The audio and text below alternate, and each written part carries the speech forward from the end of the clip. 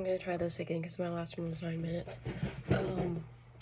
But the three major theoretical perspectives are the symbolic interactionist, well, the conflict's one of them, but I was gonna say functionalist first, but I already said conflict, so you know the three of them. They offer, or they provide, like, sociologists with, sorry, my dogs are barking. They provide sociologists with a perspective of how society influences people and vice versa, and how, like, people influence society. The symbolic interactionist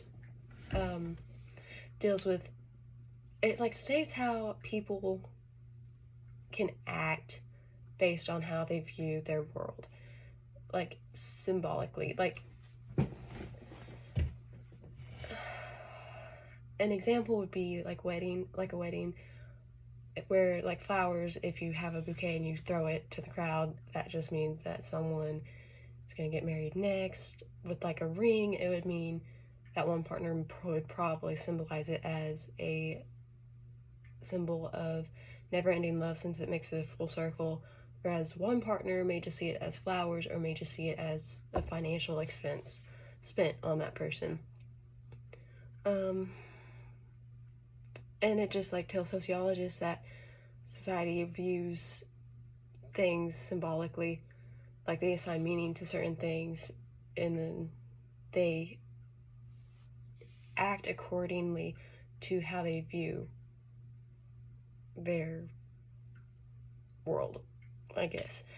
The next one is the functionalist, and it states how society is interdependent on its government and state, for example, because, an example would be, like, our kids going to school. Like, you went to school, you got a job, and now you have kids that you have to raise, and you trust the government and state to put your kids through education so that they can grow up, get a job, have kids, and do the same for theirs.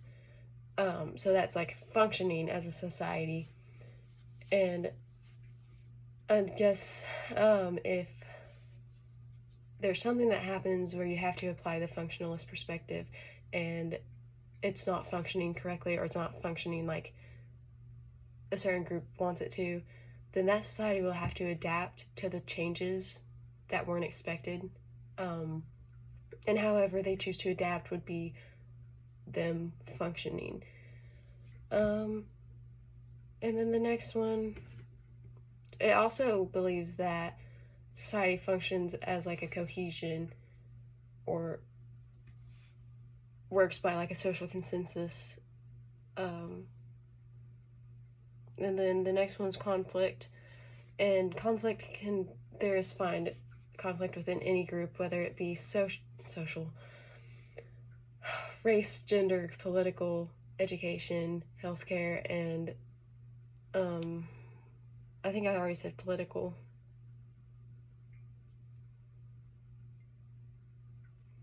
And religious. And I think Emil Durkheim was in this one, but it was actually, like, George, crap, I can't remember his last name. He introduced it, like, in the 1920s, maybe? But these conflict theorists, they avoid conflict at all times, or try to, even though that they don't encourage negative social change, they encourage positive social change. And they believe the people that affect the status quo, all this other stuff. I probably shouldn't say that since this is a capstone. And an example, they say that conflict arises between two groups of people, or people, because they have unequal values and beliefs. And an example would be political.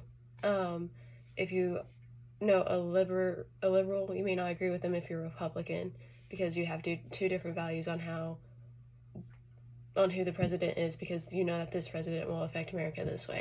I'm running out of time. That's my capstone. Thank you.